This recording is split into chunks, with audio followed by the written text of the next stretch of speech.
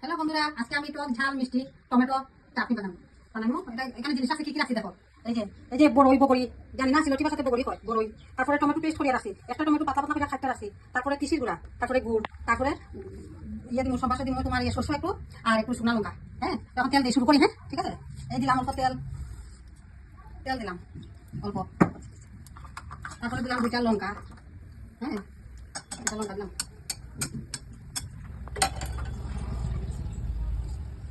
তারপরে দিলাম শস্যটা একটু ভাজলাম। তারপরে আগে আমি ওই টমেটোটা কাটা টমেটোটা পারলাম না মায়ের নিলাম।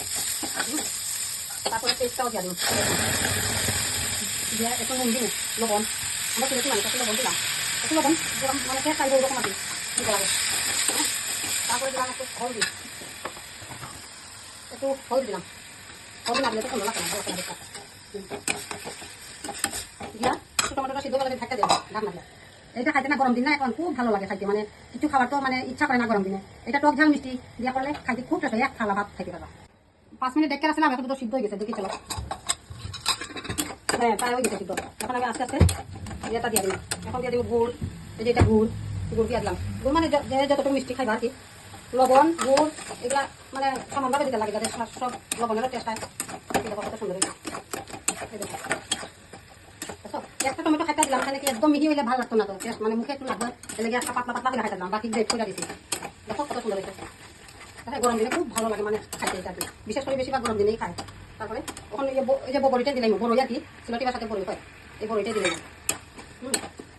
একটু জল দিব আমি, বেশি জল দিতে লাগতো না, একটু জল দিলাম, একটু জল দিব, এতটুকু জল দিলাম। তারপরে এটা একটু ওই গেলে জাল উঠে গেলে পরে জাল হইব, হওয়ার পর আমি এই যে তিসির গুঁড়াটা আমি ঢালি দিব, এটার মাঝে দিলাই, তারপরে হয়ে গেল। হ্যাঁ কত সুন্দর রং হয়েছে, দেখো তো খুব সুন্দর রং হয়েছে, খাইতে খুব ভালো হয়। শুকনা লঙ্কাটা দিলাম, একটু টক ঝাল মিষ্টি করলাম না, ইলিগা এটা দিলাম, হয়ে গেছে এখন। হ্যাঁ তো হয়ে গেছে, ওখান দিলাম। বউও দেখে, তাই জানে না, নতুন নতুন বিয়ে হয়েছে তো, আমি বানাই মানে দেখাই আর কি, তাইও জানে না। ওখানে আমি তিসির গুঁড়াটা দিলাম, ব্যাস আঁচটা কমাইয়া দিলাম।